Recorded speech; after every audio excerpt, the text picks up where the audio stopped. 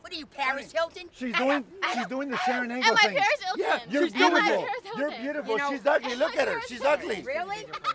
It's okay. I But thought if you you no, were Asian but if you when learn I your saw you. history, I thought you were white Asian. people You come look- what here. about white people? You came over Huh? from Europe. This is not your land. This is This not be- your land. It belongs You to can't the even talk Indians. right. It's not yours. Really? It's Learn not your mine. history.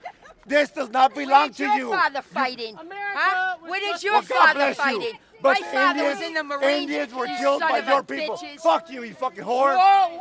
Fuck you. Whoa. She told me first. You got a lot of Fuck slang you. with your language. Yeah, fuck you. It's her. Look at you, huh? You're in the wrong. You need to go on the strip where you belong. Native Americans. Another prostitute.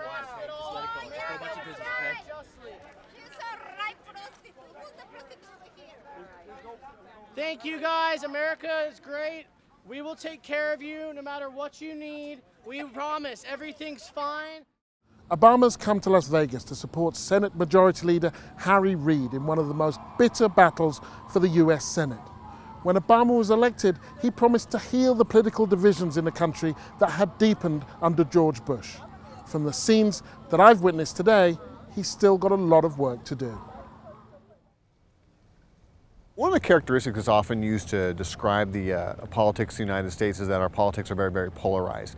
And there's obviously a lot of truth to that, and a couple of reasons for that. The first is we saw during the 1990s that in, say, the U.S. Congress, the parties got much more polarized. Democrats got more liberal, Republicans got more conservative, and over time we've seen that trickle down into the party bases. Let's just pretend I'm Obama's spokesman for a second. And I'm going to say to you, look, Obama, he wants to help people like you. He wants to make sure that you have health care. He wants to make sure that you have unemployment benefits if you're unemployed. He wants to raise taxes on the rich and lower taxes on you. He'd be a good thing for you. What would you say? I would say, just like I told the illegals when I went to the march on the Strip, Obama doesn't care. Obama lied to them just to get their vote. Obama does not care.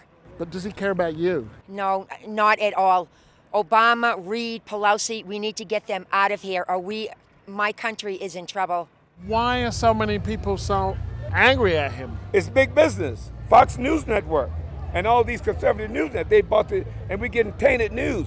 Fox News Network is not really a news channel. Clearly you have the growth in cable television news in the United States, right? And now you essentially have partisan television networks where Republicans get their news from one outlet, Democrats get their news from other outlets. And whereas in the past we might be able to agree to sort of what the facts are, now we have red facts and we have blue facts, if you will. One of the areas where the facts are least well known and most contentious is immigration. I feel, and a lot of the Americans that understand, they don't care about you or I. They don't care. Who's they here? The illegal people. It sounds like there's a lot of division in America right now. Yeah, there's a lot of division right now in America. And the thing is that blame the other guy, blame the defenseless guy, blame the immigrants. That's what's happening. They're here to see what they can get, their food stamps, their free homes. I'm trying to understand why they have to have 20 kids. They have 20 kids? Okay, well, maybe I'm exaggerating, 15.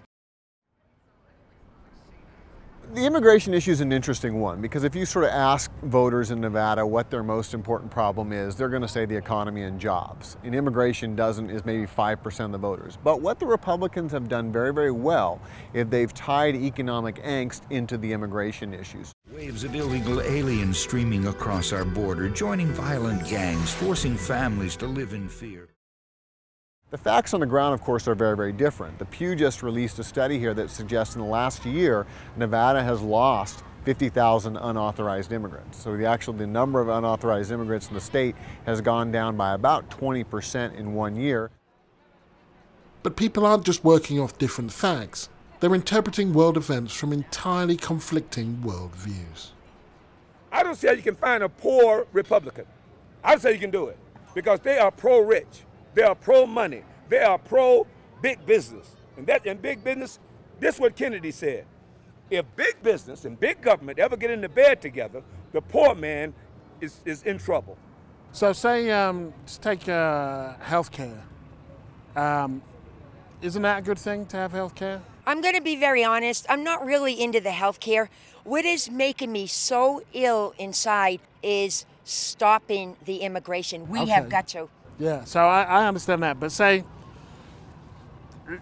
if we could just for a second talk about healthcare. Do you think it's like, do you have healthcare? Do you think it's a good thing? Right now, I don't have any insurance. Right. So wouldn't that be good if you had health insurance? You know, I'm going to be honest. I never really got into that Obamacare insurance stuff. Right. Because I can't help it. My mind is focusing 250% on this illegal immigration.